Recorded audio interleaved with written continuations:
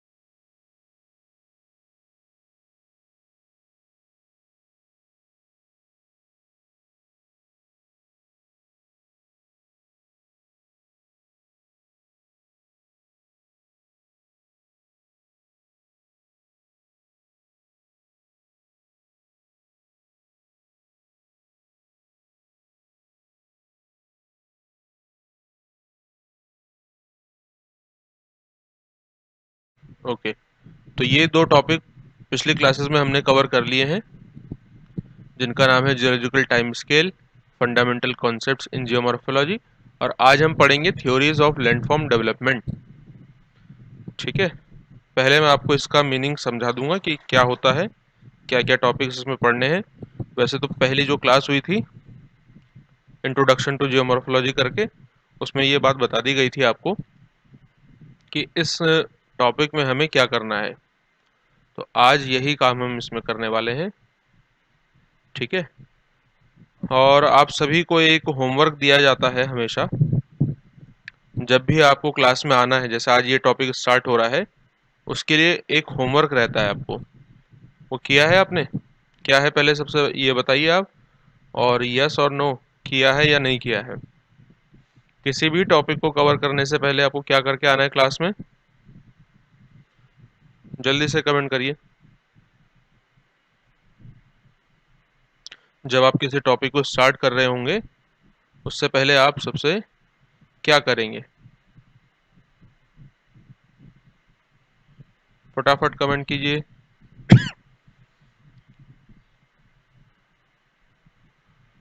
आपको सबसे पहले यूनिट वाइज पीवाईक्यू देखने हैं। ये यूनिट वाइज पीवाईक्यू क्या होते हैं, जिसमें सिर्फ आपको 2021 से लेकर 2012 तक सिर्फ और सिर्फ जियोमॉर्फोलॉजी, भूआकृति विज्ञान के क्वेश्चंस दिए गए हैं, है ना।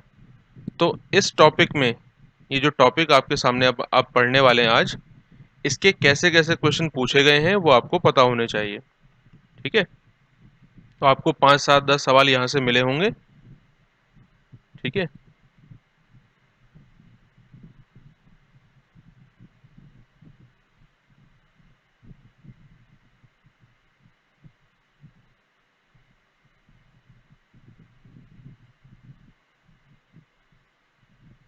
ओके सर, ये पेड क्लास तो फ्री में भी स्टूडेंट देख रहे हैं एंड प्लेलिस्ट में शो हो रहा है, ऐसा क्यों सर?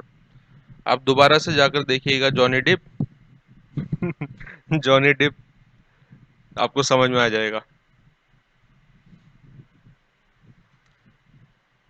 चलिए स्टार्ट किया जाए फिर। आज का जो लेक्चर है, theories of landform development.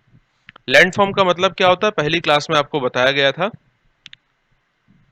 Land form दो शब्दों से मिलकर बना है, एक है लैंड, दूसरा है फॉर्म, यानी कि इसे आप हिंदी में स्थल रूप कहते हैं। अभी धीरे धीरे करके आ रहे हैं सभी, तो मैं स्टार्ट कर रहा हूं अभी। स्थल धन रूप, हमारी अर्थ सरफेस पर, ये जो हमारी अर्थ है, इसमें अगर हम इसके सरफेस पर देखें तो कहीं पर ऊंचे ऊंचे पर्वत है ना, फिर पठार हैं, कहीं पर आपको मैदान दिखाई देंगे, कहीं पर घाटियां दिखाई देंगी, और समुद्र की तलहटी भी है। तो ये जो स्थल रूप आपको दिखाई देते हैं, इनका डेवलपमेंट कैसे हुआ है, कौन कौन से फोर्सेस हैं इस पर, ठीक है, कौन कौन से फोर्सेस काम करते हैं, क्या इसकी प्रोसेस होती है, यानी कि बल और प्रक्रिया, ये सभी इसमें पढ़ना होता है। अब इसके संबंध में, इस टॉपिक में, मतलब ये लैंडफॉर्म डेवलपमेंट की जो थ्योरी है, 3 स्कॉलर इंपॉर्टेंट हैं। पहला डेविस, पेंक और एलसी किंग। ठीक है, डेविस है, पेंक है और एलसी किंग है। ये 3 मोस्ट इंपॉर्टेंट हैं। अगर आपने इनको समझ लिया, आगे आने वाले सारे टॉपिक आपको, मतलब स्लोप डेवलपमेंट का टॉपिक भी समझ में आ जाएगा आराम से। आपने लैंडफॉर्म डेवलपमेंट थ्योरी समझ लिया है, स्लोप आपका बाय डिफॉल्ट कवर हो जाएगा। इसके अलावा भी और स्कॉलर्स हैं, जैसे मेरी मोरिसावा है, और जीके गिलबर्ट है, जेटी हैक है, लेकिन उनकी थ्योरी को डिटेल में नहीं करना है। डिटेल में बस डेविस, पेंक और एलसी किंग को करना है। तो इन 3 को हम देखेंगे, और उसके बाद जो शॉर्ट में जानकारी चाहिए वो भी आपको बता दी जाएगी। हिंदी और इंग्लिश दोनों ही आपके सामने है। आपको मेरी बात पर फोकस करना है कि मैं क्या कह रहा हूँ, बजाय इसके कि आप पीडीएफ को देखेंगे। जैसा कि आपको हमेशा ही मैं कहता हूँ, आपको बस मेरी बात सुननी है कि मैं आपसे क्या कह रहा हूँ, आपको उसे समझना है। हिंदी या इंग्लिश के चक्कर में नहीं पढ़ना है। ये नोट्स तो आपको मिल ही जाएंगे जब आपके पास आएंगे। ठीक है, अब यहां से शुरू करने जा रहे हैं डेविस का सिद्धांत। ठीक, ये जो मैंने शुरुआत में आपको बताया है अभी, पूरा हिस्टोरिकल एवोल्यूशन, ये आपको और बेहतर से समझ में आ जाएगा जब हम डेविस, पेंक, किंग को पढ़ लेंगे। ठीक है, और यहाँ पर जो भी टॉपिक कराया जाएगा, ये एक क्लास आप पढ़ेंगे। आप चाहे असिस्टेंट प्रोफेसर का एग्जाम दीजिए, टीजीटी पीजीटी का, या फिर आप सेट का एग्जाम दीजिए, कोई सा भी, सब जगह वो काम आएगा। बताइए, क्लियर है बात? Any problem? जब आप बताएंगे तो फिर आगे बढ़ा जाएगा, इसलिए जल्दी बताइए, तब तक पानी पीते हैं।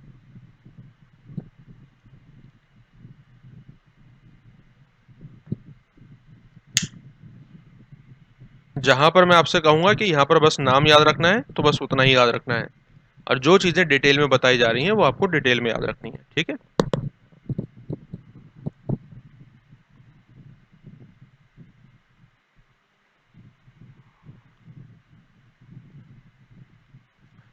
कंफ्यूजन होता है इतनी सारी थ्योरीज में। बिल्कुल, शुरुआत में तो कंफ्यूजन होगा ही, लेकिन मैं आपको एक सिंपल सा तरीका बताता हूँ इसका, ये कंफ्यूजन को दूर करने का। देखो क्या है, अगर कंफ्यूजन होता है तो अच्छी बात है। कारण यह है अच्छी बात का कि आप मेहनत कर रहे हैं, तो मेहनत करते हुए कुछ ना कुछ बीच में प्रॉब्लम्स आती हैं। आपको ये A4 शीट लेनी है, और लाइन बाय लाइन नहीं लिखना है। जैसे आपने मेरा अगर शॉर्ट नोट्स देखा है, देखें, तो उसमें ये सभी थ्योरीज लिखी हैं, लेकिन फिर भी एक पेज में कंप्लीट है। नाम लिखा episodic erosion theory, S A Schumm Lichty. Normal cycle of erosion Davis, ये नाम। इस तरीके से पॉइंट्स में लिख लेने सबको। मैंने तो पैराग्राफ में दिया क्योंकि मुझे तो डिटेल में आपको समझाना है, डिटेल में नोट्स देने, लेकिन आपको तो किसी को नहीं समझाना है, खुद को ही समझाना है। तो नाम लिखो थ्योरी का, किसने प्रोपाउंड किया है, और ईयर। ठीक है, और कोई अगर इससे जुड़ी हुई इंपॉर्टेंट बात मैंने बताई है तो वो, ये काम करना है। पूरा पैराग्राफ लिखोगे तो फिर कंफ्यूज हो जाओगे। ठीक, अगर आपको लगता है कि आप सही नोट्स बना रहे हो या नहीं बना रहे हो, आपको कंफ्यूजन है कि मैं बहुत ज़्यादा टाइम वेस्ट तो नहीं कर रहा हूँ या कर रही हूँ, तो आप एक बार अपना नोट्स बनाना और मुझे सेंड कर देना। मैं देख लूँगा कि आपको क्या और करना चाहिए या क्या आप ठीक कर रहे हो, इसमें क्या एडिशन हो सकता है। ओके, तो जियोमॉर्फिक थ्योरी ऑफ डेविस, बहुत इंपॉर्टेंट थ्योरीज हैं ये, और डेविस भी, अमेरिकन जियोमॉर्फोलॉजी, पूरा नाम है इनका विलियम मॉरिस डेविस। अमेरिकन जियोमॉर्फोलॉजिस्ट है, हर एक चीज़ इंपॉर्टेंट है। और सबसे पहले वो जियोमॉर्फोलॉजिस्ट हैं जिन्होंने एक जर्नल थ्योरी प्रोपाउंड की थी लैंडफॉर्म डेवलपमेंट से रिलेटेड। ठीक है, और यहां पर ये ध्यान रखिए, हम इसे बार बार बोलते हैं कि लैंडफॉर्म डेवलपमेंट थ्योरी है, लैंडफॉर्म डेवलपमेंट थ्योरी है, लेकिन एक्चुअल में इनका जो मेन आइडिया था, ये सीक्वेंशियल चेंजेस देख रहे हैं, सीक्वेंशियल चेंजेस को ऑब्जर्व कर रहे हैं रिवर लाइफ में। किसमें? यहां पर जैसे देखिए लिखा हुआ भी है, complete cycle of river life, geographical cycle. तो ये लैंडफॉर्म डेवलपमेंट को एक्सप्लेन नहीं करना चाह रहे हैं। इनका जो मेन मोटो है वो सीक्वेंशियल चेंजेस कैसे होते हैं। जैसे मोन्टाना ऑब्जर्वेशन के दौरान the reverse and valley of Pennsylvania, इन्होंने एक रिवर को स्टडी करना शुरू किया। तो ये देखते हैं कि जब माउंटेन से नीचे उतरते हैं, माउंटेन से नीचे उतर के प्लेन में जब नदी जाती है और फिर वो समुद्र में मिल जाती है, तो कैसे इस रिवर लाइफ में चेंजेस आ रहे हैं। शुरुआत में इन्हें इसे ये यूथफुल स्टेज में देखते हैं, फिर मैच्योर स्टेज में, फिर ओल्ड स्टेज में। 3 स्टेज बताइए, अभी आगे देखेंगे। तो इस बात को आप क्लियर कर लीजिएगा कि ये लैंडफॉर्म डेवलपमेंट की थ्योरी का ऑप्शन नहीं है, बल्कि ये सीक्वेंशियल चेंजेस कैसे हो रहे हैं रिवर की लाइफ में उसको ऑब्जर्व करते हैं। ठीक है, और इनकी ये जियोमॉर्फिक थ्योरी, ये कोई एक थ्योरी नहीं है, बल्कि ये सेट ऑफ थ्योरीज हैं, set of theories and models.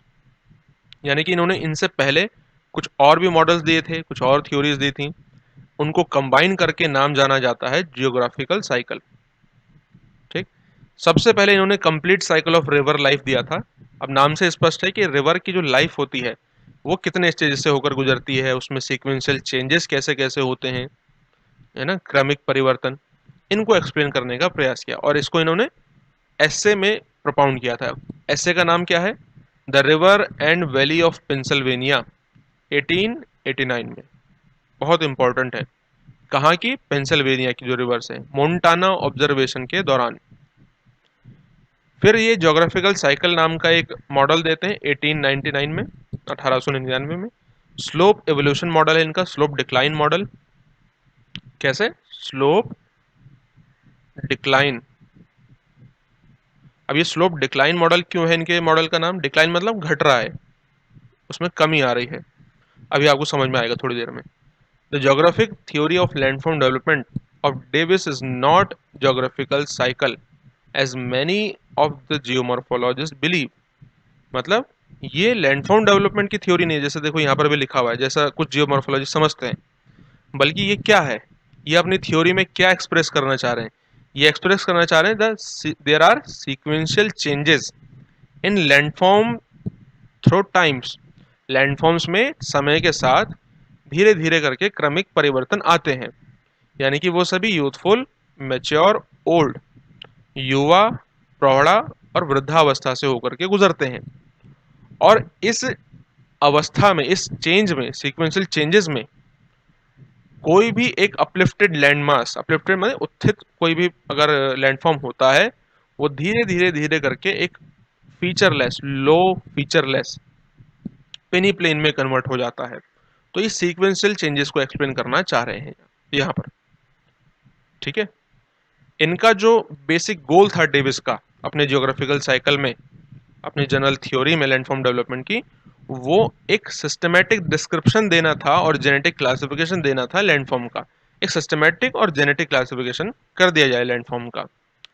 इसीलिए इनकी थ्योरी को जियोग्राफिकल साइकिल या नॉर्मल साइकिल ऑफ इरोजन या साइकिल ऑफ इरोजन के नाम से भी जानते हैं। अगर आपसे पूछे कि डेविस का जियोग्राफिकल साइकिल या नॉर्मल साइकिल ऑफ इरोजन या फिर साइकिल ऑफ इरोजन, कुछ भी पूछ ले, ये किससे रिलेटेड है, तो ये रिवर से रिलेटेड है। ये भी पूछ सकता है कि किसके वर्क से रिलेटेड है, रिवर, विंड या पेरी ग्लेशियर, ग्लेशियर, तो आप लगाएंगे रिवर। कब दिया था? 1899 में दिया था। ऐसे का नाम ये रहा, कौन से ऑब्जर्वेशन के दौरान? मोन्टाना। क्लियर। अब किसी भी थ्योरी को जब आप पढ़ते हैं तो आपके सामने देखिए कुछ बातें होती हैं। सबसे पहले आप उस थ्योरी का इंट्रोडक्शन जानिए। ठीक है, इंट्रोडक्शन में वही चीज जो अभी पीछे अभी आपको बताई है। इसके बाद इसमें कुछ बेसिक अजम्पशन होंगे, मतलब कुछ इनकी मान्यताएं होंगी। शुरुआत में मैंने कहा था कि कोई भी थ्योरी हर एक प्रोसेस में, हर एक क्लाइमेट पर अप्लाई नहीं हो सकती। जैसे हर एक पेड़ पौधा हर तरह की क्लाइमेट में हो जाएगा, नहीं होगा। आम का पेड़ है, पतझड़ है, डिसोडियस फॉरेस्ट है, तो वो इस तरह की क्लाइमेट में होगा, है ना, जैसे भारत की क्लाइमेट है नॉर्दर्न साइड में। तो वैसे ही हर एक प्रकार का लैंडफॉर्म हर तरीके के, मतलब हर एक प्रकार का जो थ्योरी है, एक प्रकार की थ्योरी हर लैंडफॉर्म को डिस्कस नहीं कर सकता। तो इसलिए हर स्कॉलर कुछ अजम्पशन लेकर के चलता है, पहले ही बोल देता है कि इन इन क्राइटेरिया पे मेरी लैंडफॉर्म की थ्योरी अप्लाई होगी, अदरवाइज नहीं होगी। और फिर उसमें कुछ डिस्कशंस होते हैं थ्योरीज में, और फाइनली उसके कंक्लूजन पढ़ा जाता है, और उसमें कुछ अगर पॉजिटिव पॉइंट्स और लिमिटेशंस हैं, ये थ्योरी को पढ़ने का तरीका होता है।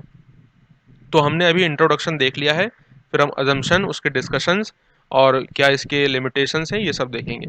ये विलियम मॉरिस डेविस हैं, आप इनके बारे में देख सकते हैं। फिलाडेल्फिया पेंसिल्वेनिया में इनका जन्म हुआ था, और यूनाइटेड स्टेट। किस लिए जाने जाते हैं? Cycle of erosion, peneplain, father of American geography इनको कहा जाता है। ये इनके अवार्ड्स वगैरह हैं, इनको आप देख लीजिएगा। फील्ड इनका ज्योग्राफी, जियोमॉर्फोलॉजी, जियोलॉजी, मेट्रोलॉजी थे। इन्होंने इन्फ्लुएंस हुए हैं ये किन से, ये आपके सामने लिखे, मतलब इन्फ्लुएंस, चार्ल्स कॉटन, सेजविक, ये सब इनके नाम हैं। ठीक है। अब ये जो पिक्चर है, हम आगे बढ़ रहे हैं। इस पिक्चर में समझाया गया है जो अभी मैंने आपको एक स्टेटमेंट बताया था, ये वाला। ये स्टेटमेंट बहुत जरूरी है, डायरेक्टली एग्जाम में पूछ लेगा कि ये स्टेटमेंट किसने दिया है। तो इस स्टेटमेंट में जो बात कही गई है कि डेविस ने सीक्वेंशियल चेंजेस को एक्सप्लेन करने का प्रयास किया है, समय के साथ कैसे करके कोई लैंडफॉर्म इन 3 स्टेज से होकर गुजरता है, लास्ट में पेनिप्लेन कन्वर्ट हो जाता है। तो इस पिक्चर में इसे एक्सप्लेन किया जा रहा है। ये पहली स्टेज है, यूथफुल स्टेज। ये दूसरी स्टेज है, मेच्योर स्टेज। और ये तीसरी स्टेज है, ओल्ड स्टेज। आप सबसे पहले देखो ये लैंडफॉर्म कैसा है। एकदम हाई माउंटेन्स हैं, वैली बनी हुई हैं, है ना। और धीरे धीरे धीरे करके समय के साथ इसमें एक्सोजेनेटिक फोर्सेस काम करते हैं, यानी कि बहिर्जात बल काम करते हैं, जिसकी वजह से, अब ये बहिर्जात बल कौन सा इस्तेमाल कर रहे हैं अपने मॉडल में? रिवर।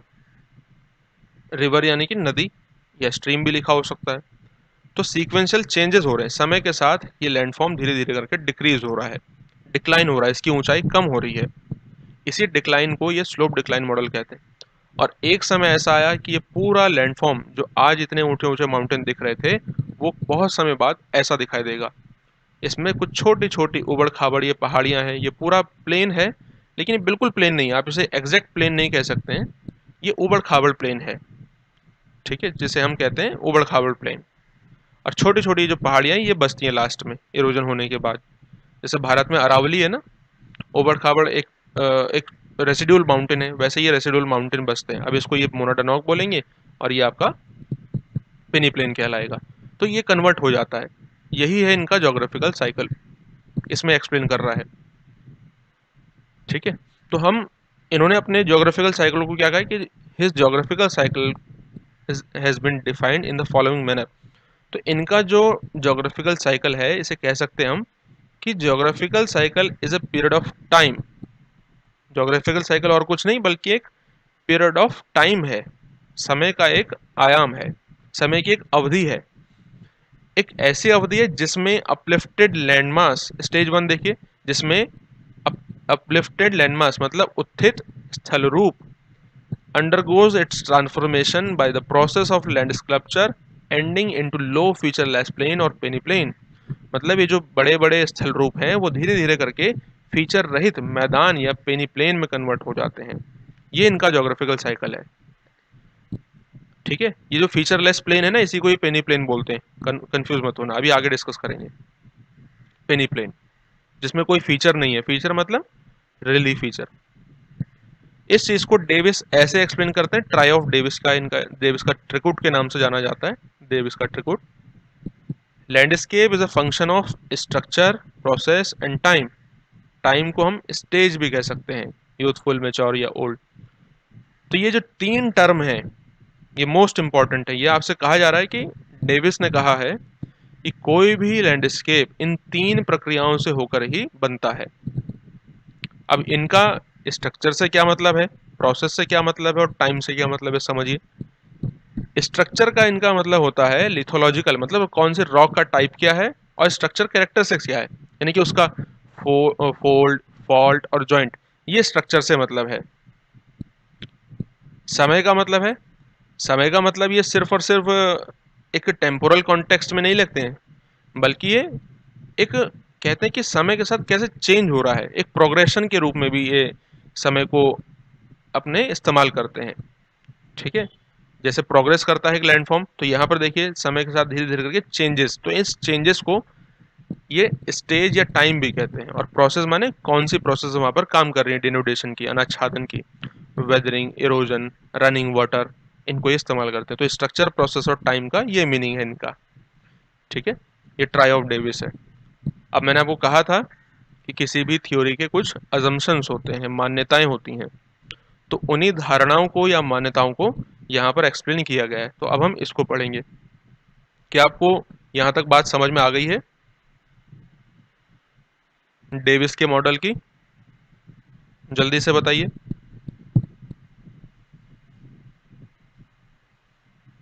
यहाँ तक सभी को बात क्लियर है? तो फिर हम आगे बढ़ते हैं।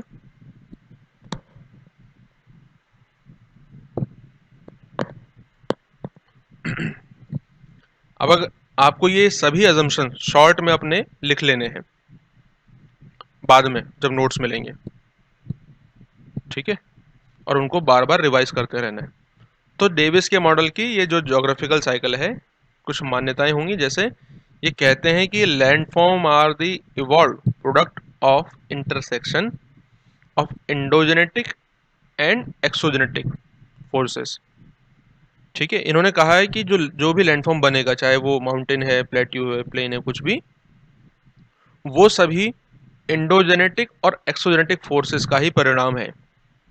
ठीक, इंडोजेनेटिक फोर्स में कौन कौन आते हैं? अर्थक्वेक, वॉल्केनो, जिन्हें अंतर्जात बल कहते हैं, अंदर से काम करते हैं और यही लैंडफॉर्म को बनाते हैं।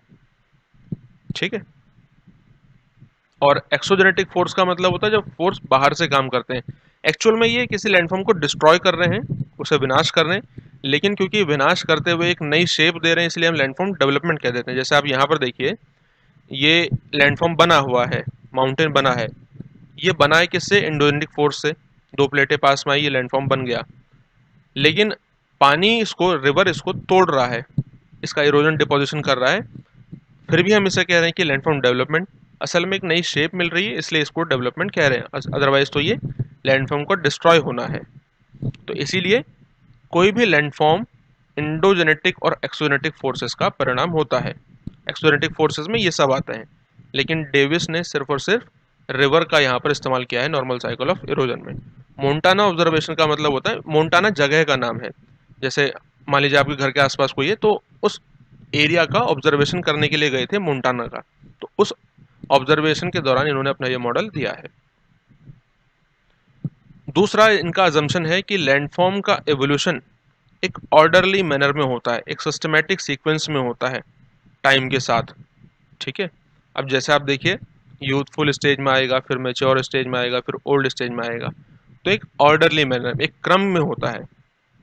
ठीक, किसी भी लैंडफॉर्म का एवोल्यूशन एक ऑर्डरली मैनर में होता है, सिस्टमैटिक सीक्वेंस में होता है। ऐसा नहीं होगा कि यूथफुल स्टेज से ओल्ड स्टेज में चला जाए, वो एक अलग टॉपिक होगा रेजुवेशन का, लेकिन उन्होंने इस प्रकार से एक्सप्लेन किया है। समय के साथ सीक्वेंशियल चेंजेस होते हैं, सिस्टमेटिक चेंजेस होते हैं लैंडफॉर्म के डेवलपमेंट में, तो जैसा जैसा इन्वायरमेंटल रिस्पॉन्स करता है।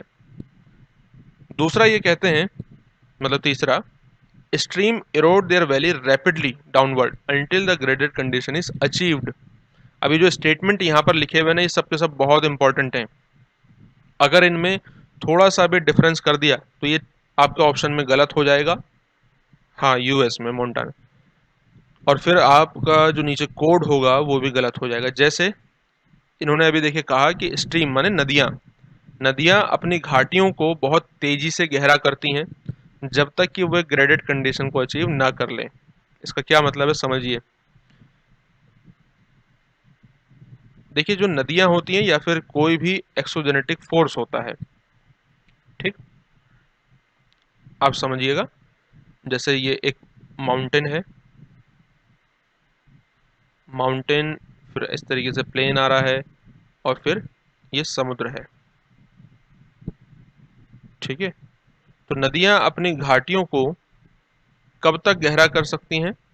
जब तक कि वो ग्रेडेड कंडीशन, ग्रेडेड कंडीशन का मतलब कि वो एक मैक्सिमम लेवल तक ना प्राप्त, मान लीजिए यहाँ से नदी नीचे उतर रही है और नदी को जाकर के कहाँ मिलना है? समुद्र में। नदी समुद्र में गिर गई तो इस समुद्र का जो तल है, ये वाला लेवल, सी लेवल, इसी सी लेवल को कहते हैं graded condition, maximum level.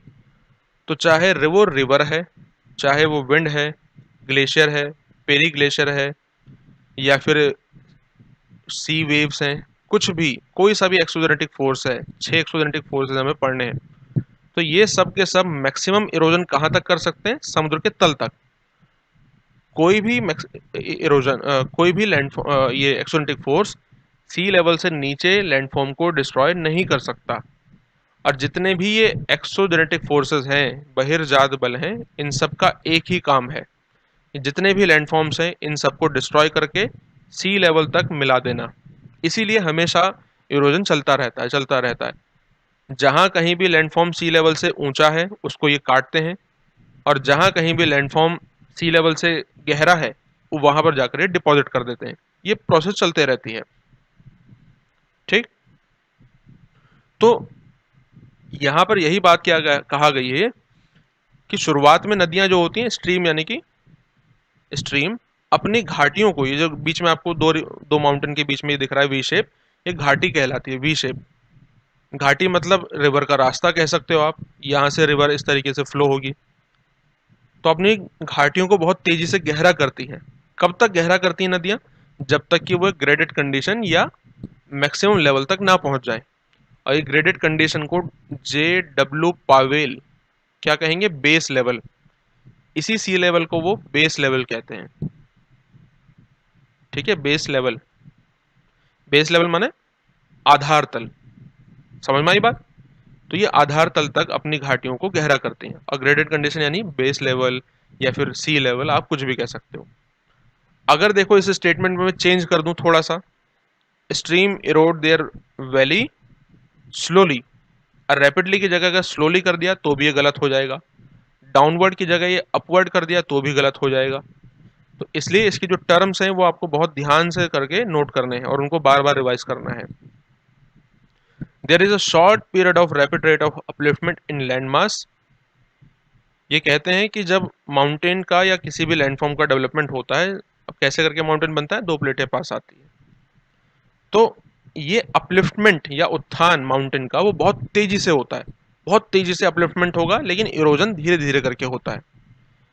Land mass का अपलिफ्टमेंट रैपिड रेट से होता है, बहुत तेजी से होता है, ठीक। Erosion does not start until upliftment is complete. और ये इस बात को कहते हैं कि इरोजन तब तक स्टार्ट नहीं होगा जब तक अपलिफ्टमेंट मैक्सिमम ना हो जाए, मैक्सिमम। तो ये यहाँ पर इनका थोड़ा सा नेगेटिव पॉइंट है। मतलब ऐसा नहीं हो सकता एक्चुअल में कि माउंटेन कहे कि हाँ रिवर बहन तुम रुके रहो, अभी तक मैं पूरा अपलिफ्ट नहीं हुआ हूँ, जब मैं पूरा 2000 3000 4000 मीटर की ऊंचाई प्राप्त कर लूंगा तब मुझे काट छाट करना, तब मुझे इरोजन करना। ऐसा हो सकता है? नहीं हो सकता। ये इनका क्रिटिसिज्म का पॉइंट है, सबसे ज़्यादा जिसका आलोचना हुई है। Erosion does not start until upliftment is complete, जब तक इरोजन तब तक स्टार्ट नहीं होगा जब तक अपलिफ्टमेंट या उत्थान पूरा ना हो जाए। ठीक है, अगर मैं यहाँ से नॉट को हटा दूं तो ये स्टेटमेंट गलत हो जाएगा, इसलिए आपको 4-5 स्टेटमेंट पे इस तरीके के जो की वर्ड्स हैं वो याद रखने हैं। ये इनके अजम्पशंस हैं। ओके, ये इनके क्या हैं, अजम्पशन है। ओके, अब हम इनके मॉडल को समझेंगे और इसमें युवावस्था, प्रौढ़ावस्था, मैच्योर, ओल्ड स्टेज, ये सारी चीज़ अब समझी जाएगी। आप मुझे बताइए कि क्या यहाँ तक आपको बात समझ में आ गई है? समझ में आ रहा है ना सभी को? जल्दी से बताओ, समझ में आ रहा है? इनका जो ये डायग्राम है ये बहुत इंपॉर्टेंट है, चाहे वो डेविस हो, पेंक हो या फिर किंग हो, बहुत इंपॉर्टेंट डायग्राम है सबके। एग्जाम में लगातार क्वेश्चन आएंगे और तीनों स्टेजेस को समझने के लिए डायग्राम बहुत ज़रूरी है। ठीक है, इसमें आपको यूथफुल स्टेज, मैच्योरिटी स्टेज और ओल्ड स्टेज तीनों को समझाया गया है। इस डायग्राम को थोड़ा ध्यान से ऑब्जर्व करेंगे तो हमें बहुत सारी चीज़ें इससे मिलेंगी। पहला youthful stage, mature stage, old stage. Horizontal axis पे हमें टाइम के साथ देखो कैसे चेंजेस हो रहा है। शुरुआत में इन्होंने कहा था ना कि समय के साथ सीक्वेंशियल चेंजेस होते हैं लैंडफॉर्म्स में, तो टाइम और इस तरफ अल्टीट्यूड। अल्टीट्यूड दिखाने का मकसद ये है कि समय देखो जैसे जैसे आगे बढ़ रहा है तो अल्टीट्यूड भी कम हो रहा है। अभी उसको डिस्कस करेंगे, पहले तो समझ में आ रहा है या नहीं ये पूछ लेते हैं। ठीक है, ओके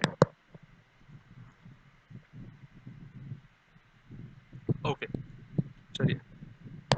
अब जो इन्होंने 3 स्टेजेस बताई हैं, यूथफुल, मैच्योर और ओल्ड स्टेज, ये तीनों के तीनों स्टेजेस को एक एक करके डिस्कस करेंगे।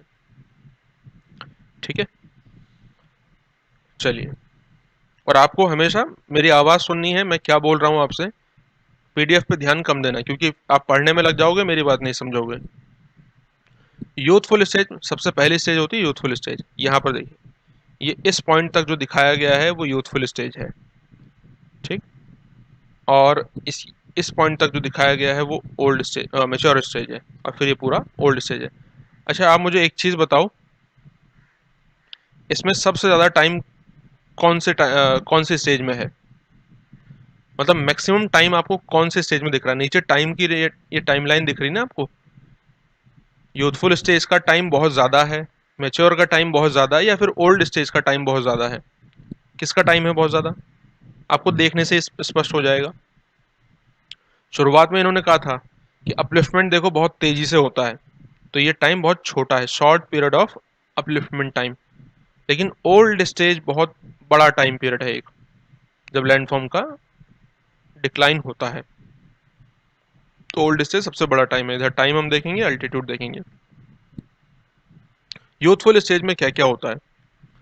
इरोजन स्टार्ट हो जाता है after the completion of upliftment. Upliftment होगा, अपलिफ्टमेंट यहाँ तक, कहाँ तक है? ये तो आपका एक एल सी है और एक ये सी और एफ, ये मैक्सिमम लेवल है सी और एफ। इसे अपर कर्व आप कह सकते हो, और नीचे होगा लोअर कर्व। ये अपर कर्व है और एक है लोअर कर्व। अपर कर्व क्या है?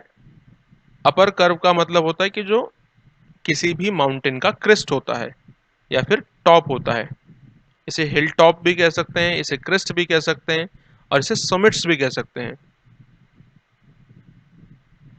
ठीक है, ये वाला पॉइंट, ये अपर कर्व लिखा हुआ है यहाँ पर। और नीचे जो माउंटेन का ये लोअर पोर्शन है, इसे लोअर कर्व कहा गया है, लिखा हुआ है। तो इरोजन यूथफुल स्टेज में मतलब अपलिफ्टमेंट कंप्लीट हो चुका होता है और इरोजन स्टार्ट होता है यहाँ से। लेकिन जो टॉप ऑफ द सरफेस है, टॉप सरफेस या फिर जिसे सुमिट्स कहते हैं, जो मैंने अभी आपको बताया था, सुमिट्स माने ये पोर्शन, इसे सुमिट्स, टॉप सरफेस, टॉप सरफेस या क्रेस्ट या फिर एंटिक्लाइन भी कह सकते हैं।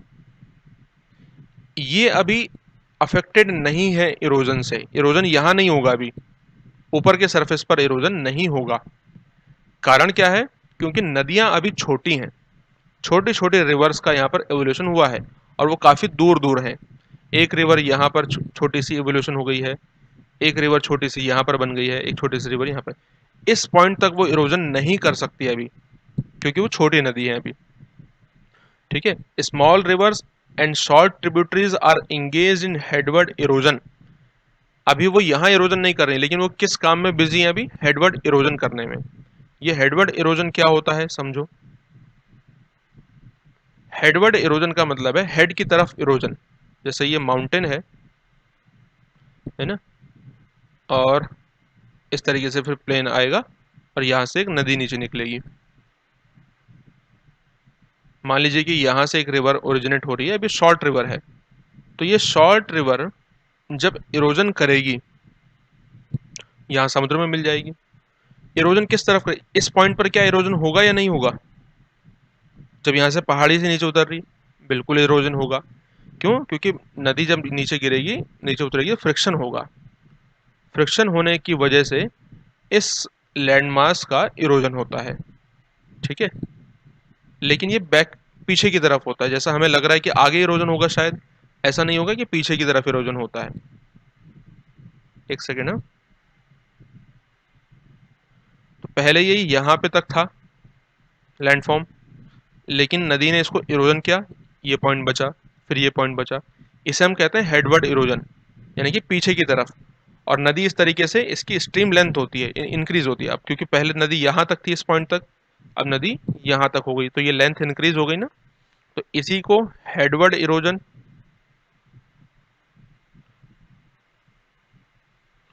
ठीक है, हेडवर्ड इरोजन कहते हैं, या फिर इसे बैक वेस्टिंग कहते हैं।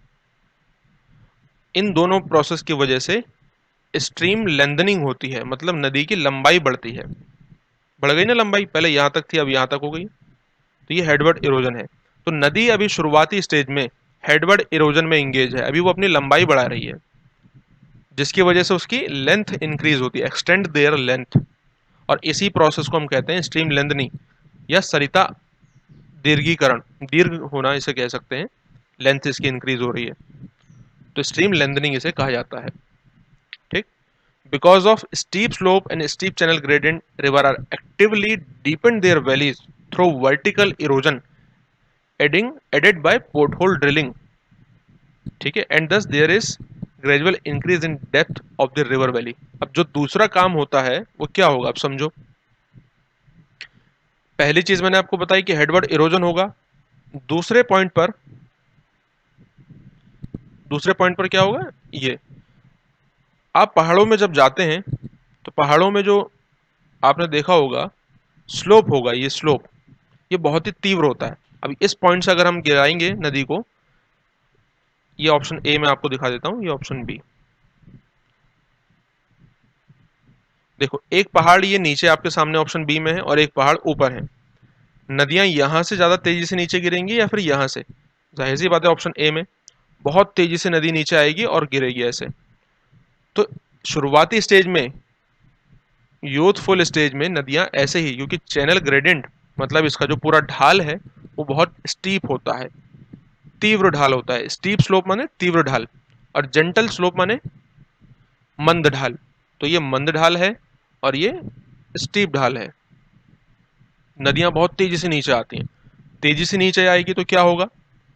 इस पॉइंट पर टकराएगी, टकराने के बाद इसको गहरा करेगी। इसे ड्रिलिंग एक्शन बोलते हैं। क्या बोलेंगे इसे? ड्रिलिंग। आपने ड्रिल सुना होगा ना, ड्रिल कर दो इस दीवार में, फिर यहाँ पे ड्रिल मतलब यही होता है, छेदक। और ये ड्रिलिंग टूल्स कौन से होते हैं? जैसे नदी में जो बोल्डर, कोबुल, पोबुल मतलब पत्थर हैं, अलग अलग साइज के हिसाब से बोल्डर, कोबुल, पेबुल बोल देते हैं। तो ये नदियों में होते हैं। इसकी वजह से नदी नीचे गहरा करती है अपनी घाटी को। और जब नदी अपनी घाटी को गहरा करती है, लेकिन ये भी चीज इसमें ध्यान रखने वाली बात है कि वो साइड में इरोजन नहीं करती है। साइड में इरोजन नहीं करेगी। साइड को क्या कहते हैं? लेटरल, पार्श्विक। पार्श्विक अपरदन अभी नहीं होता है, सिर्फ नीचे की तरफ डाउनवर्ड या डाउन वैली इरोजन होता है ड्रिलिंग्स के थ्रू, पोर्टहोल्स की वजह से। इस वजह से नदी की गहराई भी इंक्रीज होती है, डेप्थ बढ़ती है, डेप्थ इंक्रीज होती है। यही बात यहां पर बताई गई है। बिकॉज ऑफ स्टीप स्लोप, क्योंकि स्लोप बहुत स्टीप है, तीव्र ढाल है। चैनल ग्रेडियंट, ग्रेडियंट मतलब वही प्रवणता, ढाल बहुत स्टीप है, तो इसी वजह से नदियां गहरा करती हैं अपनी घाटियों को, अपनी वैलीज को, थ्रू वर्टिकल इरोजन। वर्टिकल माने ऊर्ध्वाधर, इस तरीके से वर्टिकल इरोजन करती हैं। कैसे? पोर्ट होल ड्रिलिंग के थ्रू, वही जो पोर्ट होल्स बना रहे नीचे, और इसी वजह से नदी की गहराई बढ़ती है। इसीलिए आपने देखा होगा कि आप हिमालयी क्षेत्रों में या पहाड़ों में जाएंगे, वहां नदियां बहुत गहरी गहरी होती हैं, गहरी घाटियां होती हैं। और जैसे प्लेन में आएंगे तो फिर छिछली, मतलब उनकी गहराई बहुत कम हो जाती है कंपेरेटिवली पहाड़ों के। यही उसका कारण है। और इस प्रोसेस को हम कहते हैं वैली डीपनिंग। क्या बोलेंगे इसको? वैली डीपनिंग, यानी कि घाटी का गहरा होना। घाटी का गहरा होना, नदी का लंबा होना, स्ट्रीम लेंथनिंग होना, और ये सुमिट्स का अभी इरोजन ना होना, ये सब यूथफुल स्टेज की खास बातें हैं जो आपको याद रखनी है। और वैली का जो शेप बन जाएगा, valley become deep and narrow. Valley deep होगी, साथ ही साथ नैरो होगी। ऐसे देखो, ये वैली है पहाड़ की, बहुत गहरी है और नैरो है। अगर प्लेन में चली जाएगी तो घाटी रिवर की कैसी हो जाएगी? ये काफी वाइड हो जाएगी, लेकिन शैलो, छिछली, ज्यादा गहरी नहीं लेकिन बहुत ज्यादा वाइड। ये प्लेन एरिया की खास बात है। और ये यूथफुल स्टेज माउंटेन एरिया की खास बात है। यूथफुल स्टेज और ये मेच्योर स्टेज। ठीक है, जिसकी वजह से डीप और नैरो वैलीज बनती हैं, by steep valleys side slow convex plain. और जो कॉन्वेक्स प्लेन की वैलीज बन जाती हैं। देखो, एक होता है कॉनकेव, होता है कॉन्वेक्स। ये कॉन्वेक्स है और ये कॉनकेव प्लेन है। तो कॉन्वेक्स ये प्लेन तरीके की साइड वैलीज बनती हैं। नहीं नहीं, यहाँ पर लेटरल इरोजन लिखा है, नहीं लिखा है ना, केवल हेडवर्ड इरोजन होगा, लेटरल इरोजन नहीं होगा। वर्टिकल इरोजन होता है, लिखा हुआ है ना यहाँ पर, देखो वर्टिकल इरोजन होता है। अगर लेटरल होता तो लिखा होता। लेटरल इरोजन होगा प्लेन एरिया में, यहाँ पर लेटरल इरोजन यानी कि साइड में जो इरोजन होता है, इसी वजह से वैली वाइडनिंग होती है। सेकंड स्टेज में आगे बढ़ेंगे अभी, तब आपको समझ में आ जाएगा। Youthful stage is characterized by rapid rate of vertical erosion. अब आपसे ये पूछ सकता है कि बताइए, ये वर्टिकल इरोजन या ऊर्ध्वाधर गहरा होना घाटी का क्यों हो रहा है? कारण क्या है इसका? क्योंकि घाटी बहुत ज्यादा स्टीप है, घाटी बहुत ज्यादा तीव्र है, इसका ढाल बहुत ज्यादा तीव्र है। चैनल ग्रेडियंट, ढाल प्रवणता बहुत ज्यादा इंक्रीज होती है, जिसकी वजह से नदी की वेलोसिटी यानी कि स्पीड और उसकी काइनेटिक एनर्जी, ठीक है, एक होती है काइनेटिक एनर्जी, एक पोटेंशियल एनर्जी। ठीक, तो काइनेटिक एनर्जी बहुत ज्यादा होती है, यानी कि फ्लो बहुत ज्यादा होता है नदी का, इस वजह से इरोजन ज्यादा होता है, वर्टिकल इरोजन ज्यादा होता है। और ट्रांसपोर्टिंग कैपेसिटी बहुत, अब देखो आप, अगर रिवर में बहुत ज्यादा स्पीड है तो वो सेडिमेंट भी अपने साथ बहुत ज्यादा लेके जाएगी। बहुत तेजी से नदी आगे बढ़ रही है, सपोज कि 60 किलोमीटर पर आवर की स्पीड से आगे बढ़ रही है, और एक रिवर वो है जो प्लेन एरिया में आगे बढ़ रही है, उसकी स्पीड केवल 10 किलोमीटर पर आवर है ना। तो जाहिर सी बात है, ये पहाड़ों की नदियां जो अभी यूथफुल स्टेज में है, वो अपने साथ ज़्यादा सेडिमेंट लेके जाएंगी। यानी कि इसमें सैंड होगा, इसमें मड होगा, इसमें पत्थर होंगे, कुछ पत्थर बोल्डर होंगे, कुछ कोबल होंगे, कुछ पेबल होंगे, ये पत्थर के अलग अलग साइज हैं। तो और यही पत्थरों की वजह से नदी इरोजन करती है। अगर किसी नदी में ये नहीं है तो वो इरोजन नहीं कर पाती है। इन्हें ड्रिलिंग टूल्स बोलते हैं इसी वजह से नदी का। ओके, तो इस पहली स्टेज में है ढाल बहुत ज़्यादा है नदी का, उसमें ड्रिलिंग टूल्स बहुत ज़्यादा हैं, उसकी ट्रांसपोर्टिंग कैपेसिटी बहुत ज़्यादा है सेडिमेंट की, इसी वजह से बड़े बड़े बोल्डर्स लाती है, और ज़्यादा उसमें कैलिबर होता है, मतलब बोल्डर होते हैं, और वैली फिर घाटी का गहरा होती है। वैली इनिशिएशन का मतलब यही, वैली डीपनिंग या फिर वर्टिकल इरोजन, ये सब होता है। ठीक है, और फिर पोर्ट होल्स बनते हैं। ये पोर्ट होल ड्रिलिंग मतलब नदी नीचे उतरी, घाटी से टकराई, और बड़े बड़े गड्ढे कर दिए, गहरा कर दिया नीचे घाटी को, इसे पोर्ट होल्स बोल देते हैं इस लैंडफॉर्म को। और प्रोसेस पोर्ट होल ड्रिलिंग कहलाएगी। ठीक है, पोर्ट होल्स और port hole drilling process. Clear है बात? ये पहली स्टेज में होगा, ये पहली स्टेज का बात है। और पहली स्टेज में बताया गया कि ये the lower curve valley fault rapidly. अब जो लोअर कर्व है, निचला वाला कर्व, ये रैपिडली गिरेगा, नीचे की तरफ जाएगा, और घाटी क्योंकि गहरी होती है, कारण क्या है? वैली डीपनिंग होती है। बट जो अपर कर्व है, upper curve summits of water divides और interstream remain almost parallel to the horizontal axis। ठीक है, अब यहाँ पर देखिए इस डायग्राम में, ये जो लोअर कर्व है, पहले ये यहाँ पर रहा होगा, उससे पहले यहाँ पर रहा होगा, घाटी गहरी होती गई होती गई होती गई, तो वैली नीचे की तरफ जा रही है, तो लोअर कर्व नीचे जाएगा, लेकिन अपर कर्व तो वहीं पर रहेगा ना, क्योंकि अपलिफ्टमेंट कंप्लीट हो गया है। तो इसलिए अपर कर्व कांस्टेंट रहता है और लोअर कर्व इसमें ये गिरता है नीचे की तरफ। ठीक है, अब अपर कर्व नीचे क्यों नहीं गिर रहा है? क्योंकि अभी सुमिट्स का इरोजन नहीं हुआ है। सुमिट्स यानी कि जो ऊपरी भाग है, ये जो ऊपरी भाग है इसको सुमिट्स भी कह सकते हैं, इसको वाटर डिवाइड भी कह सकते हैं, इसको वाटर शेड भी कह सकते हैं, ये सब आप ध्यान रखिएगा।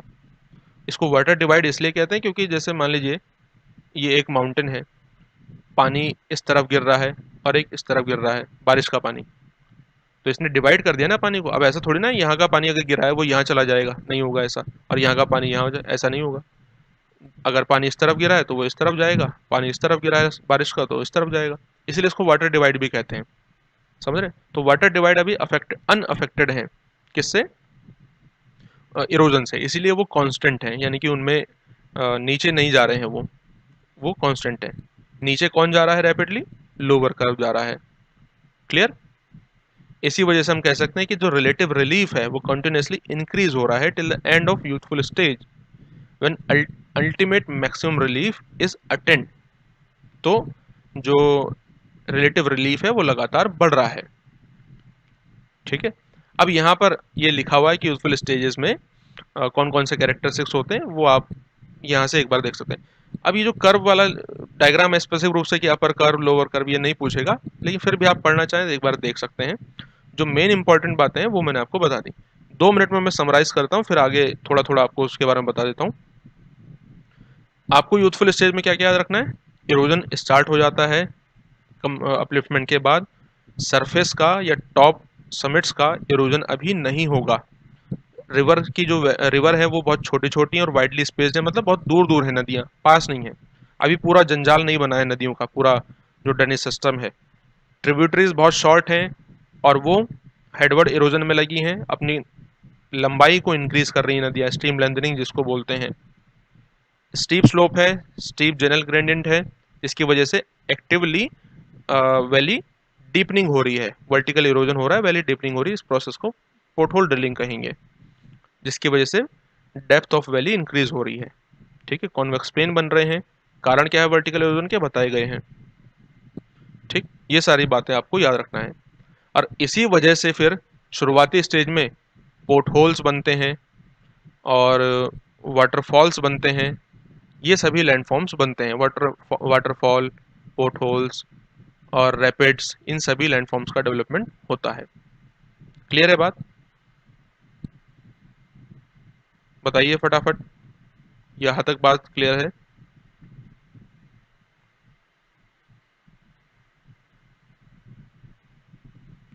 जल्दी से देखिए कैसे करके लैंडफॉर्म डिक्रीज हो रहा है। तो ये थी पहली स्टेज। अब हम आ रहे हैं मैच्योर स्टेज में।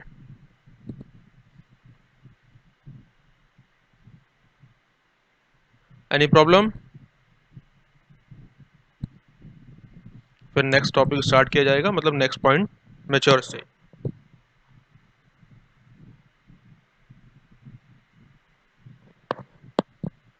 ओके, मैच्योर स्टेज का मतलब होता है प्रौढ़ावस्था। अब जब नदी प्रौढ़ावस्था में है, अब प्रौढ़ावस्था की खास बात क्या है कि नदियां अब माउंटेन एरिया से उतरकर प्लेन एरिया में पहुंच गई हैं, मैदानी भागों में। अब मैदानी भागों में जैसे ही नदियां पहुंचती हैं, सबसे पहला काम ये होगा, नदी की स्पीड कम हो जाएगी। क्यों? क्योंकि ढाल अब मंद हो चुका है। एक ढाल आप देखो ये है और एक ढाल ये है, जाहिर सी बात है अब स्पीड कम है। और प्लेन एरिया ऐसा होता है कि बहुत बड़ा क्षेत्र है, तो नदी को आगे बढ़ने के लिए बहुत बड़ा एरिया मिल जाता है, वो काफ़ी कंजस्टेड नहीं फील कर रही है। जैसे पहाड़ों के बीच में तो एक संकरा सा रास्ता है, पहाड़ों में ऐसा नहीं, प्लेन में ऐसा नहीं है। नदी इधर भी जा सकती है, इधर भी जा सकती है, इधर भी, इसीलिए नदी ऐसे लहराते बल खाते चलती है, जिसे मियांडर कहते हैं, सांप की तरह चलती है, मियांडर कहते हैं इसे। और चूंकि नदियों के पास एरिया काफ़ी ज़्यादा होता है, तो वो अपने साइड में इरोजन करती है, जिसे लेटरल इरोजन कहते हैं। अब साइड में इरोजन होगा, आपने हमेशा सुना होगा अपने प्लेन एरिया में नदी आई और कि नदी ने इतना एरिया काट दिया, इस बार इतना एरिया काट दिया, सुना है नहीं सुना है? तो इसी को लेटरल इरोजन करते हैं, क्योंकि साइड में नदियां इरोजन करती हैं प्लेन एरिया में मेच्योर स्टेज में। लेटरल इरोजन स्टार्ट हो जाता है और इस समय पर प्लेन एरिया में एक इंटीग्रेटेड ड्रेनेज नेटवर्क बन चुका होता है। प्लेन एरिया में ही ऐसा आपको अपवाह तंत्र देखने को मिलेगा, पहाड़ों में नहीं होता है एक इस तरीके का में तंत्र, प्लेन एरिया में जाके पहुंचता है। ठीक है, और ऐसा क्यों हो रहा है? क्योंकि चैनल ग्रेडियंट लो हो चुका है, ढाल अब मंद हो चुका है। ठीक है, और यहाँ पर नदियाँ ग्रेडेड कंडीशन में आ चुकी होती हैं, लार्ज एरिया कवर करती हैं, बहुत बड़ी। और मोस्ट ऑफ जो इसकी ट्रिब्यूटरीज होती हैं, यानी सहायक नदियाँ वो होती है जो मेन नदी में आकर के अपना पानी गिराती है और उससे बाहर नहीं जाती, उसे सहायक नदी बोलते हैं। तो सहायक नदियाँ भी बेस लेवल ऑफ इरोजन को प्राप्त कर चुकी होती हैं। बेस लेवल ऑफ इरोजन क्या है बताया था आपको? मैक्सिमम लेवल ऑफ इरोजन, जिसे JW पावेल ने बेस लेवल कहा था। इसको डेविस बस इस्तेमाल कर रहे हैं अपने कॉन्सेप्ट में, उन्होंने दिया नहीं है, ये क्लियर कर लेना। ठीक है, जैसे मैंने शुरू में बताया था ना कि हिगिंसन ने कहा है कि अपने आसपास अपने जो कंटेम्प्रेरी आइडियाज है उनको इनकॉर्पोरेट करती हो कोई थ्योरी, उन्हें समाहित करती हो, तो ये वही काम कर रहे हैं। वर्टिकल इरोजन और वैली डीपनिंग ये रिड्यूस हो जाती है अब, क्योंकि इस समय पर घाटी का गहरा नहीं होगा, मतलब नदी बहुत तेजी से नीचे नहीं गिर रही है, इसलिए नदियों की घाटियां गहरी अब नहीं होती हैं, बल्कि नदियां अब चौड़ी होती हैं, साइड में इरोजन करेंगी। अब सेकंड स्टेज में जो समिट्स हैं या वाटर डिवाइड्स हैं, ये भी इरोजन होंगे। शुरुआत में मैंने कहा था कि समिट्स या वाटर डिवाइड इरोजन नहीं होते हैं, लेकिन अब समिट्स या वाटर डिवाइड्स भी इरोजन होंगे। ये वाले भाग भी अब इरोजन स्टार्ट हो जाते हैं। इस वजह से अपर कर्व भी गिरता है नीचे। अब इस डायग्राम में देखिए आप, अपर कर्व कौन सा है? ये वाला। तो क्या ये अपर कर्व डाउनफॉल हो रहा है इसमें? बिल्कुल हो रहा है। देखो, पहली स्टेज में नहीं हो रहा था, लास्ट स्टेज मतलब सेकंड स्टेज आते आते अपर कर्व भी डाउनफॉल हो रहा है। वैली देखिए अभी काफी स्टीप थी और काफी कंजेस्टेड थी, संकरी थी। अब वैली इंक्रीज हो रही है, इसकी घाटियां चौड़ी हो रही हैं। नदी दिख रहा है आपको? क्यों? क्योंकि इस साइड का इरोजन हो रहा है, इसे हम लेटरल इरोजन कहते हैं। समझे बात? तो इसी वजह से एब्सोल्यूट हाइट डिक्रीज होती है। एब्सोल्यूट हाइट का मतलब सी लेवल से, निरपेक्ष ऊंचाई जिसे कहते हैं। जो सी लेवल है, सी लेवल से हाइट कितना है? 1000 मीटर, 2000 मीटर, 3000 मीटर, इसे एब्सोल्यूट हाइट बोल देते हैं। तो एब्सोल्यूट हाइट भी और रिलेटिव हाइट भी। रिलेटिव हाइट का मतलब किसी स्पेसिफिक पॉइंट से हाइट। जैसे मान लीजिए कि ये एब्सोल्यूट हाइट है, इसको मैं समझा देता हूं आपको।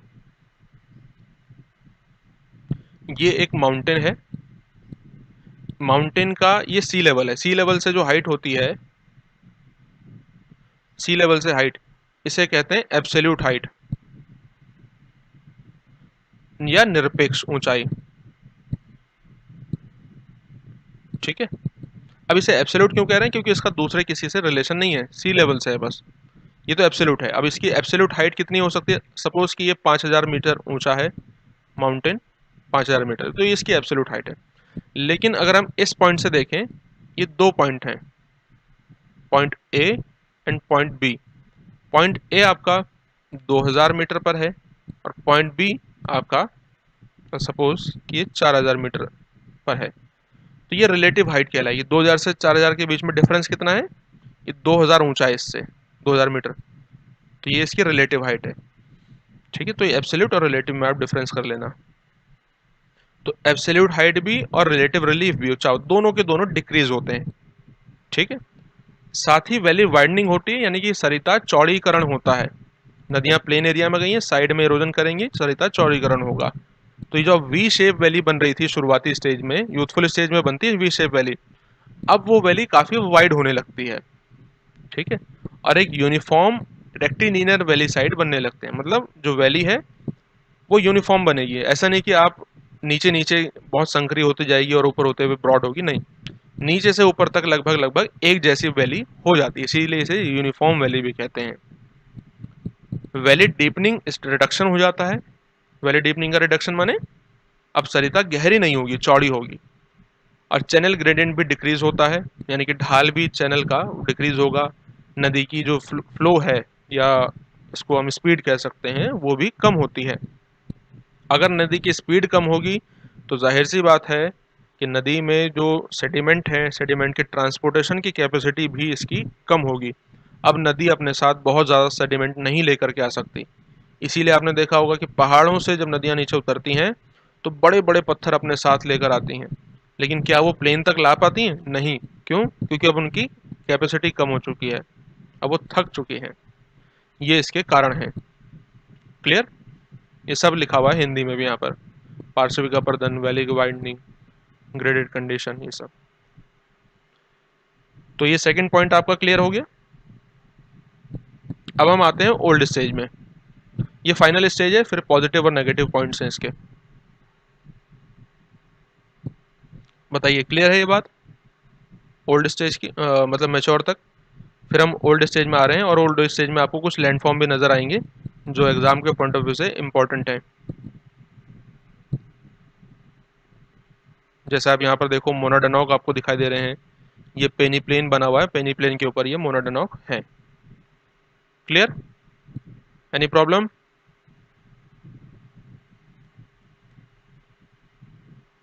समझ में आ रहा है सभी को? ओके। देखिए, थोड़ा ज़्यादा ये लेक्चर लंबे हैं। ऐसा नहीं कि मैं 10 मिनट में आपको समझा दूंगा, मैं 10 मिनट में नहीं समझाऊंगा आपको। लेक्चर बड़ा है, लेकिन हर एक पॉइंट आपको समझ में आएगा। मैं एक एक छोटा से छोटा पॉइंट इसलिए एक्सप्लेन कर रहा हूँ। जैसे मैंने लोअर ये एब्सोल्यूट रिलीफ बोला, ये बोला, तो इसलिए मैंने बोला है कि हर एक छोटे से छोटा पॉइंट अगर आपको नहीं पता है, पता लगे, इसलिए उसमें टाइम लगेगा। इंग्लिश में कहते हैं कि ग्रेट थिंग्स टेक टाइम। लेकिन अगर आपने एक बार इस तरीके से पढ़ लिया तो दोबारा देखने की ज़रूरत नहीं पड़ेगी। और किसी भी एग्जाम में कोई भी सवाल आ जाए, फिर आप तबाही मचा दोगे, तबाही। ठीक है ना? कहीं पर कुछ समझ में ना आए तो पूछ लेना। चलो ओल्ड स्टेज डिस्कस करते हैं अब हम आगे फाइनली ओल्ड स्टेज में, यानी कि वृद्धावस्था में। वृद्धावस्था में जरा एक बार डायग्राम को देख लेते हैं फिर से। डायग्राम आप देखो, ये ओल्ड स्टेज का डायग्राम है। रिलीफ बहुत ज़्यादा लो हो चुका है, वैली बहुत ज़्यादा ब्रॉड हो चुकी है, और छोटी छोटी पहाड़ियाँ यहाँ पर बची हैं। इन्हें मोनोडोनॉक कह रहे हैं। तो ये रिलीफ है। तो ओल्ड स्टेज या वृद्धा, बूढ़ा, हाँ वही बात है, वृद्धावस्था। बूढ़ावस्था क्या होता है? बूढ़ावस्था यहाँ पर नहीं लिखेंगे। वृद्धावस्था में टोटल एब्सेंस हो जाता है वैली इनिशिएशन का। समझते हैं वैली इनिशिएशन का मतलब जो घाटी गर्तन है, गहरा होना, ये रुक जाता है, स्थगन हो जाता है। जीर्णावस्था भी वृद्धावस्था को कह सकते हैं। जीर्णावस्था प्रारंभ हो जाती है। तो वैली इनिशिएशन, अब घाटी गहरी नहीं होगी, अब घाटी का गहरा होना बिल्कुल बंद। लेकिन अभी भी लेटरल इरोजन हो रहा है, पार्श्विक अपर्दन अभी तक हो रहा है, किनारों पर इरोजन होता है। इसी वजह से वैली वाइडनिंग, वैली का चौड़ीकरण भी होता है, ये प्रोसेस में अभी चल रहा है। Valley water divides are rapidly eroded. Water divides क्या होते हैं? ये सुमिट्स, ये बहुत तेजी से इरोड होते हैं, जिसकी वजह से वैली जो घाट माउंटेन है उसकी ऊंचाई कम होती है। अब ये इरोजन होंगे, जाहिर सी बात है इनकी ऊंचाई अभी छोटी छोटी सी ऊंचाई वाले बचेंगे। ठीक है? अभी जो वाटर डिवाइड्स का इरोजन हो रहा है, ये किन प्रोसेस की वजह से होता है? ये डाउन वेस्टिंग या बैक वेस्टिंग की प्रोसेस, दोनों ही। डाउन वेस्टिंग नीचे की तरफ, और बैक वेस्टिंग पीछे की तरफ। तो माउंटेन नीचे भी घट रहा है, और उसकी हाइट भी घट रही है, आकार भी घट रहा है, दोनों ही।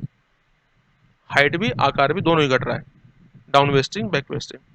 अपर कर्व रैपिडली नीचे गिरता है, अपर कर्व बताया था आपको, ये वाला। ये अपर कर्व रैपिडली नीचे डिक्रीज हो रहा है। लेटरल इरोजन एक्टिव है, लेकिन वर्टिकल इरोजन नहीं है अभी। काइनेटिक एनर्जी भी रिड्यूस हो चुकी है। काइनेटिक माने गतिज ऊर्जा, गतिज ऊर्जा मतलब फ्लो, रिवर का फ्लो बहुत कम हो चुका है। ठीक है? और फ्लो बहुत कम हो जाने की वजह से इस स्टेज को बोलेंगे maximum entropy stage. Entropy stage वही होती है, मतलब जो एनर्जी है वो कम हो जाती है, जिसकी वजह से लंबवत अपर्दन घाटी गर्तन नहीं हो पाता है। ठीक है? ये ऊर्जा कम हो जाना, इसी को आप एंट्रोपी स्टेज कह सकते हैं। Valley become almost flat. अभी जो घाटी है, पहले वो वी शेप वैली थी शुरुआत में, फिर ये ब्रॉड हो गई, और अब वो वैली लगभग लगभग फ्लैट हो चुकी है। इस तरीके की फ्लैट वैली आपको दिखाई देंगी, जिसके दोनों साइड कॉनकेव होते हैं, कॉनकेव स्लोप वाले। इस तरीके के स्लोप होते हैं, क्योंकि नदियों ने इस किनारों पर बहुत ज़्यादा इरोजन किया हुआ है और अभी तक कर रही हैं। तो कॉनकेव स्लोप है। शुरुआत में स्लोप ऐसे होता है कॉन्वेक्स, ये स्लोप समझ रहे हैं ना आप? ये उत्तल ढाल है, उत्तल, ये स्लोप कैसा है? उत्तल, उभरा हुआ। और ये है अवतल, अवतल मतलब अंदर की तरफ है, देखिए। तो इसे हम कॉनकेव कहेंगे या अवतल कहेंगे। और ये जो साइड है जिसका पेट निकला है उभरा हुआ सा, इसे क्या कहेंगे? उत्तल या फिर कॉन्वेक्स। तो ये कॉनकेव वैली बन जाती हैं शुरू, लास्ट स्टेज में, और शुरू में कॉन्वेक्स होती है। लैंडस्केप पूरा ग्रेडेड हो जाता है, मतलब सभी वाटर डिवाइड्स के जो क्रेस्ट क्रेस्ट हैं, क्रेस्ट बताया था आपको, ये ऊपरी भाग अपनति जिसको बोलते हैं, क्रेस्ट बहुत ज़्यादा कम हो जाता है, घाटियाँ बहुत ब्रॉड हो जाती हैं, चौड़ी चौड़ी घाटियाँ, ओपन और जेंटल स्लोप हो जाते हैं वैली के साइड, मतलब ढाल काफ़ी मंद हो जाता है और काफ़ी ब्रॉड वैलीज होती हैं। एक्सटेंसिव फ्लड प्लेन्स का निर्माण होता है, बाढ़ के मैदान बनते हैं इस समय पर, और नदियाँ प्लेन एरिया में पहुंच गई तो मियांडर बनाती हैं। रेसिड्यूल हिल्स बसती हैं छोटी छोटी, जिनको कॉन्वेक्सो कॉनकेव हिल्स बोल सकते हैं। अब ये कॉनकेव कॉन्वेक्स हिल क्या होते हैं? मतलब ये जो शुरुआती स्टेज में देखो माउंटेन था इतना ऊंचा ऊंचा, अब ये रेसिड्यूल फॉर्म में बचा हुआ है। रेसिड्यूल मतलब अवशिष्ट, तो ये छोटा सा बचा हुआ है ऐसे माउंटेन। ये कॉन्वेक्स पार्ट है ऊपर का, और ये गहरा घाटी कॉनकेव है। तो कॉन्वेक्स हो कॉनकेव हिल इनको बोलते हैं, उत्तल अवतल पहाड़ियां बोलते हैं। और डेविस इन पहाड़ियों को, बची हुई पहाड़ियों को मोनाडनॉक कहते हैं, याद रखना। और ये मोनाडनॉक जिस उबड़ खाबड़ प्लेन के ऊपर बची हुई हैं वो अनड्वेलेटिंग प्लेन, एक्सटेंसिव बहुत विस्तारित, अनड्वेलेटिंग उबड़ खाबड़, इस प्लेन को जो कि लो रिलीफ फीचर प्लेन है, इसे ही पेनी प्लेन कहा जाता है। तो ये पूरा mountain youthful stage, mature stage से लेकर के लो फीचरलेस प्लेन में तब्दील हो गया, इसे ही पेनी प्लेन कहते हैं। ये सीक्वेंशियल चेंजेस हैं, ठीक है। आप यहाँ डायग्राम में देखिए, मोनाडनॉक, मोनाडनॉक जिस प्लेन पर है इसे पेनी प्लेन बोलते हैं, ठीक है। इस डायग्राम में भी देखिए, फीचरलेस प्लेन, पेनी प्लेन, क्लियर? Any problem? ऐसी कोई चीज़ जो समझ में ना आई हो? अब इसके कुछ पॉजिटिव एस्पेक्ट्स हैं, कुछ नेगेटिव एस्पेक्ट हैं, और फिर ये खत्म हो रहा है। आज के लिए बस हम डेविस का मॉडल ही देखेंगे, और इसके आगे कल डिस्कस करेंगे पेंक और किंग का, क्योंकि आज फिर बहुत ज़्यादा हो जाएगा एक साथ। तो जो तरीका मैंने बताया उस तरीके से आपको कल डेविस, पेंक और किंग को हम पढ़ेंगे। आज के लिए डेविस को कंप्लीट करेंगे बस, क्योंकि टाइम काफ़ी ज़्यादा हो रहा है। एक ही बार में सब कुछ करा देंगे तो आप भी बर्डन फील करेंगे, है ना? चलो ठीक है। अब डेविस के मॉडल के पॉजिटिव एस्पेक्ट्स क्या हैं, मतलब इसमें क्या वो बातें हैं जिसकी वजह से ये थ्योरी एक आइडियल थ्योरी के रूप में जानी जा सकती है। पहली चीज़ ये है कि ये बहुत ही सिंपल मॉडल है और एप्लीकेबल है, क्योंकि ऑब्जर्वेशंस के दौरान इन्होंने इसको अपना प्रोपाउंड किया है। ऑब्जर्वेशन के बाद आसान भाषा है, डायग्राम्स का बहुत ज़्यादा इस्तेमाल किया गया है, सिंपल बनाया है, एक्सप्रेसिव लैंग्वेज है, ये सब इनकी खास बातें हैं। फील्ड ऑब्जर्वेशन बहुत ज़्यादा किया है डेविस ने, ऑब्जर्वेशन बहुत अच्छा था इनका, इसके बाद इन्होंने अपना मॉडल दिया है, इसीलिए ये इसके पॉजिटिव एस्पेक्ट है, मतलब सकारात्मक पहलू है, ठीक है। और इन्होंने एक जनरल थ्योरी के रूप में, लैंडफॉर्म की जनरल थ्योरी के रूप में अपनी थ्योरी को प्रोपाउंड किया है, काफ़ी लंबे गैप के बाद। हटन ने देखिए 1785 में अपना मॉडल दिया था यूनिफॉर्मिटेरिज्म से, लेकिन साइकिल शब्द इस्तेमाल नहीं किया। तो एक बहुत लंबा गैप है बीच में, 1899 में डेविस ने अपना मॉडल दिया, तो इसलिए ये भी एक पॉजिटिव बात है। अपने मॉडल को इन्होंने संश्लेषण करना और करंट जो जियोलॉजिकल थॉट्स हैं बेस लेवल जैसे, उसको अपने मॉडल में इस्तेमाल किया, बस आधार तल को पावेल ने दिया, इस्तेमाल इन्होंने किया, तो ये इनकी अच्छी बात है।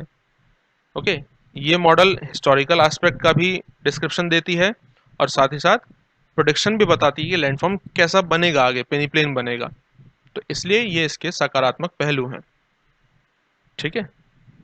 जो नकारात्मक पहलू हैं, यानी या नकारात्मक या इसे लिमिटेशन आप कह सकते हैं, ये कहते हैं कि अपलिफ्टमेंट स्टार्ट नहीं होता है। ये जो अपलिफ्टमेंट की इनकी विचारधारा है ना, कि अपलिफ्टमेंट तब तक स्टार्ट नहीं होगा जब तक कि, सॉरी, इरोजन तब तक स्टार्ट नहीं होगा जब तक अपलिफ्टमेंट कंप्लीट ना हो जाए, ये गलत है। इरोजन और अपलिफ्टमेंट एक साथ चलने वाली प्रक्रियाएं हैं। ठीक है, तो इनका जो ये रिलेशनशिप है अपलिफ्टमेंट और इरोजन का, वो गलत है। ठीक है, डेविस के मॉडल में इन्होंने जो 3 स्टेज बताई हैं, यूथफुल, मैच्योर, ओल्ड स्टेज, इन 3 को कंप्लीट होने के लिए बहुत लंबे समय का क्रस्टल स्टेबिलिटी चाहिए। मतलब जो क्रस्ट की स्थिरता है, क्या हमारी प्लेटें स्थिर हैं? नहीं है। अर्थ स्थिर है? नहीं है, डायनामिक है। तो इतना लंबा जो long period of tectonic stability है, ठीक है, यानी कि विवर्तन की स्थिरता है, वो नहीं है। मतलब इसको आप प्रैक्टिकली नहीं देख सकते। कभी प्लेटें मूव कर जाती हैं, कभी प्लेटें पास आ रही हैं, दूर जा रही हैं, ये सब होता रहता है। तो ये youthful, mature, old stage complete हो भी पाएगा या नहीं हो पाएगा, ये डाउट है। इनके मॉडल को टाइम डिपेंडेंट मॉडल या सीरीज कहते हैं, कारण अपलिफ्टमेंट और इरोजन एक साथ नहीं हो रहा, अलग अलग हो रहा है, इसलिए टाइम पर डिपेंडेंट है। पेंक ने सबसे ज्यादा इन्हीं का खंडन किया था। उन्होंने टाइम इंडिपेंडेंट कॉन्सेप्ट दिया था, वाल्टर पेंक ने। उसे आगे डिस्कस करेंगे। डेविस ने इंक्लूड किया स्ट्रक्चर, प्रोसेस एंड टाइम को इसके मॉडल में, लेकिन इन्होंने टाइम पर सबसे ज़्यादा फोकस किया है स्ट्रक्चर और प्रोसेस की तुलना में। तो टाइम को ये ओवर एम्फोसाइज करते हैं, यानी कि हद से ज़्यादा उसको अपने मॉडल में इस्तेमाल करते हैं, अधिकता है इसकी है टाइम की। ठीक, तो ये इनके नेगेटिव एस्पेक्ट्स हैं। क्लियर? तो इसी के साथ डेविस का जो मॉडल है वो आपका कंप्लीट होता है, और उम्मीद है कि आपको ये अच्छे से समझ में आ गया होगा। अब इससे आने वाला कोई भी सवाल है तो आप उसको कर लोगे। आज इसके सवाल सॉल्व करना, बाकी कल जो है आपको पेंक और किंग का मॉडल कराया जाएगा। किसी का कोई सवाल?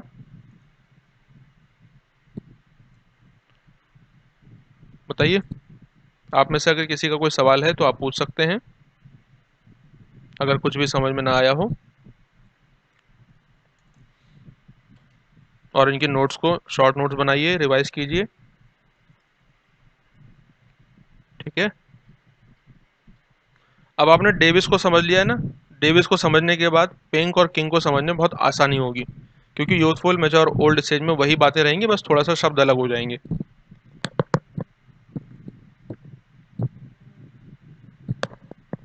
ठीक है,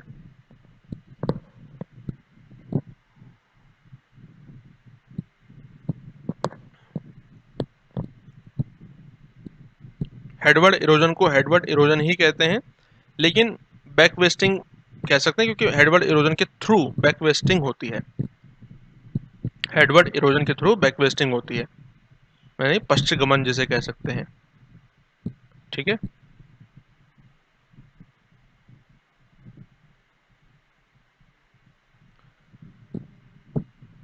तो हेडवर्ड इरोजन, बैक वेस्टिंग, ये शब्द आपको याद रखने हैं। जिसकी वजह से एक तो घाटी, सॉरी, स्ट्रीम लेंथनिंग होगी, सरिता लंबी होगी, नदी की लंबाई बढ़ेगी। ओके,